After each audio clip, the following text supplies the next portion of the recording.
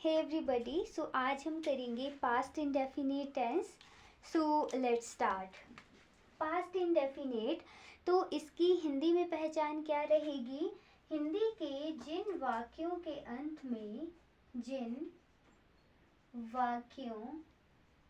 अंत में ता था, ती थी, ते थे इत्यादि आए,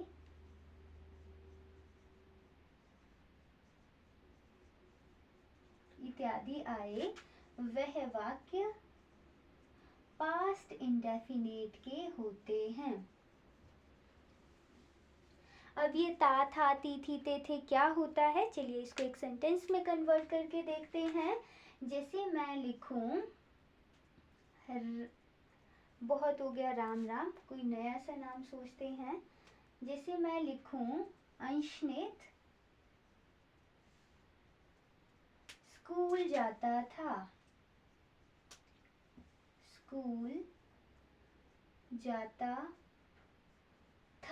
तो देखिए ये हमारे पास क्या सेंटेंस है, ता एंड था। मतलब वो पहले जाता था, अभी नहीं जाता है, तो मतलब कि हम पास्ट इंडेफिनिट टेंस की बात कर रहे हैं। अगर मैं लिखूं, गीतांजलि खाना बनाती थी,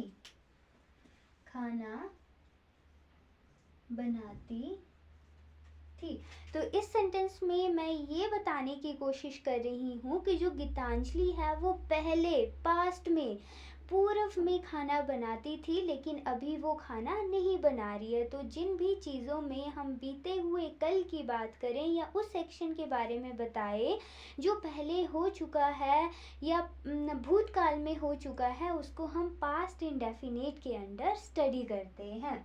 तो देखिए पास्ट इंडेफिनिट में अगर हम सिंपल सेंटेंस की बात करें तो सिंपल सेंटेंस का स्ट्रक्चर रहता है, if I talk about the simple sentence of past indefinite, then the structure will be like that. First of all, you have to write down subject, then you have to use second form of the verb.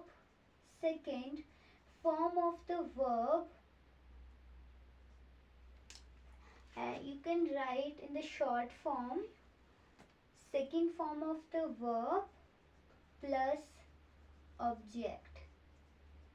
Then according to this structure, how you convert your Hindi sentence in English sentence? So if your sentence be like that, like Arnav school जाता था,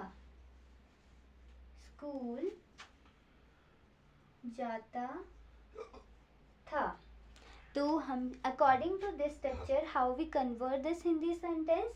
So first of all, our subject is Arnav. Then we have to use second form of the verb in simple sentence of past indefinite. Arnav, हमारे पास what we have verb here or what we have action here, जाना. So the verb of जाना is go, went, gone. So what is the second form of the verb here? Went is the second form of the verb.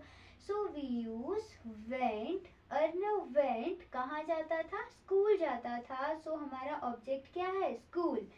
Arnav went to school. This is our proper simple past indefinite tense. And अगर मैं एक दूसरा sentence बनाऊं, second sentence is Geetanjali कपड़े धोती थी,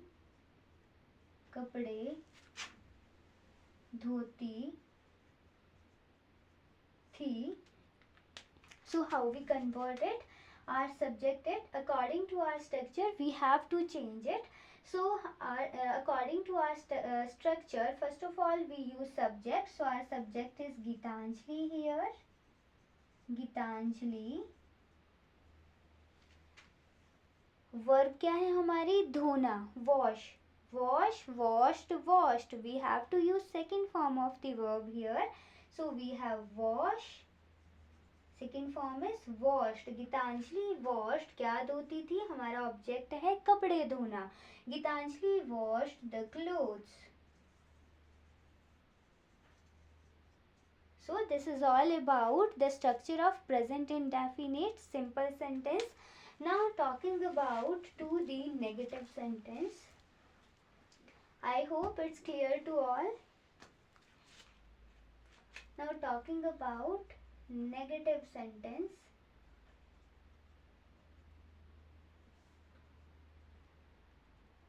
अगर हम पहले वाले ही सेंटेंसेस को नेगेटिव में फॉर्म करें तो हम क्या लिखेंगे कि अर्नव स्कूल नहीं जाता था. नहीं जाता था. तो इसमें क्या होगा? सब्जेक्ट प्लस हेल्पिंग वर्ब हमारा डिड यूज किया जाएगा. जैसे कि हमारा प्रेजेंट इंडेफिनेट में था do and does helping verb होता था. उसमें हमें ये कन्फ्यूजन रहता था कि डू हेल्पिंग वर्ब किसके साथ यूज़ करें और डज हेल्पिंग वर्ब किसके साथ यूज़ करें. लेकिन पास्ट इंडेफिनेट में ऐसा कोई भी कन्फ्यूजन क्रिएट होने की संभावना नहीं है, क्योंकि यहाँ पर हमारे पास सिर्फ एक ही हेल्पिंग वर्ब है डिड. चाहे हमारा सब्जेक्ट सिंगुलर हो चाहे हमारा सब्जेक्ट प्लूरल हो, हम एक ही हेल्पिंग वर्ब का यूज़ करेंगे और वो हेल्पिंग वर्ब होगी डिड. यहाँ पे subject plus helping verb did use कर लेंगे, प्लस इसके बाद हम first form of the verb use करेंगे प्लस ऑब्जेक्ट हो जाएगा. जैसा कि हमने पास्ट इंडेफिनेट के सिंपल में किया सेकंड फॉर्म, लेकिन जब हम इसको नेगेटिव में चेंज करेंगे तो नेगेटिव में जब हम डेट का यूज़ कर लेंगे तो उसके साथ हम सेकंड फॉर्म नहीं बल्कि first form of the verb का यूज़ करेंगे. सो चलिए इस सेंटेंस को कन्वर्ट करते हैं. हमने कहा है अर्नव स्कूल नहीं जाता था.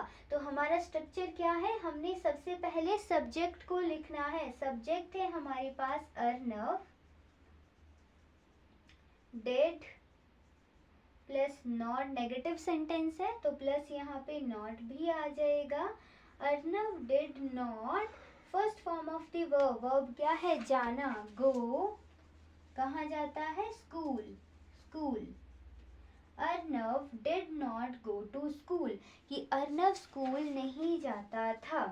अगर हम दूसरा सेंटेंस बनाएं, लड़के खेलने नहीं जाते थे.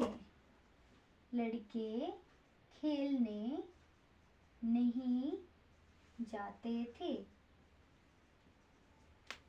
तो यहाँ पर जो लड़के हैं मीन्स बॉयज. बॉयज हमारे पास क्या है? प्लूरल नाउन है बॉयज. लेकिन यहाँ पर तो हमें सिर्फ एक ही हेल्पिंग वर्ब का यूज करना है, चाहे हमारे पास सब्जेक्ट सिंगुलर है चाहे प्लूरल है. Boys did not go to play. Boys did not go to play. कि लड़के खेलने नहीं जाते थे. क्लियर हो गया. इसके बाद बात करते हैं इंटेरोगेटिव सेंटेंस की. इंटेरोगेटिव सेंटेंस में कुछ भी नहीं होगा. सबसे पहले हम interrogative sentence. So what is our first step in this sentence? First of all we use first of all we use helping verb did plus subject plus did subject plus verb, first form of the verb plus object. Basically, in interrogative sentences, we usually ask questions like क्या सोहम पत्र लिखता था. पत्र लिखता था. Sign of interrogation हमेशा ही हम use करेंगे जब भी हम इंटेरोगेटिव सेंटेंसेस लिखेंगे, क्या सोहम पत्र लिखता था। तो यहाँ पर हमारा सेंटेंस क्या आ जाएगा, सेंटेंस का स्ट्रक्चर बनेगा क्या की जगह हम हेल्पिंग वर्ब डेड यूज करेंगे। Dead Soham, first form of the verb likhna, write, wrote, written. So write is the first form of the verb here. Did Soham write a letter? यहाँ पर हम question पूछ रहे हैं कि क्या सोहम पत्र लिखता था। Did Soham write a letter? ये क्वेश्चन पूछ लिया. Then we put sign of interrogation at the end of the sentence. So our next sentence is क्या गीतांजलि बर्तन धोती थी। बर्तन धोती थी, sign of interrogation. Did Geetanjali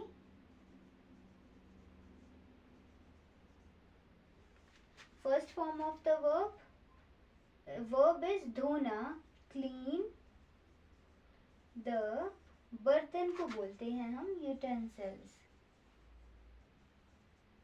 sign of interrogation. Did Gitanjali clean the utensils. So ये हो गया हमारे पास इंटेरोगेटिव सेंटेंस का स्ट्रक्चर।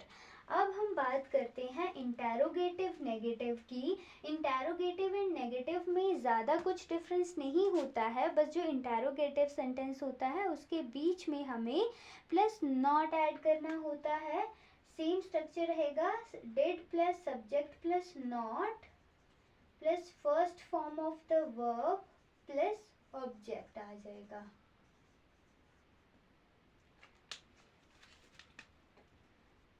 क्या संजू क्रिकेट नहीं खेलता था। क्रिकेट नहीं खेलता था।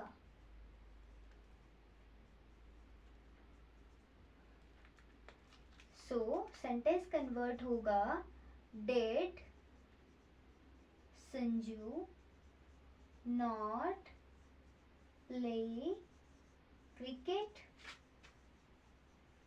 then sign of interrogation. Did Sanju not play cricket? क्या संजू क्रिकेट नहीं खेलता था। Did Sanju not play cricket? ये हो गया हमारा interrogative negative sentence। इसी तरह से अगर हम एक और सेंटेंस कन्वर्ट करें तो बनेगा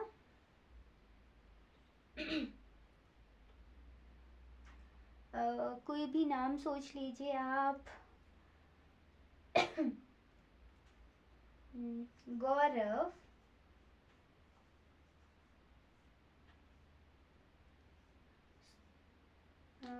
नेगेटिव इंटेरोगेटिव है। क्या गौरव स्कूल नहीं जाता था। स्कूल नहीं जाता था। तो हमारा सेंटेंस फॉर्म होगा, did Gaurav not go to school.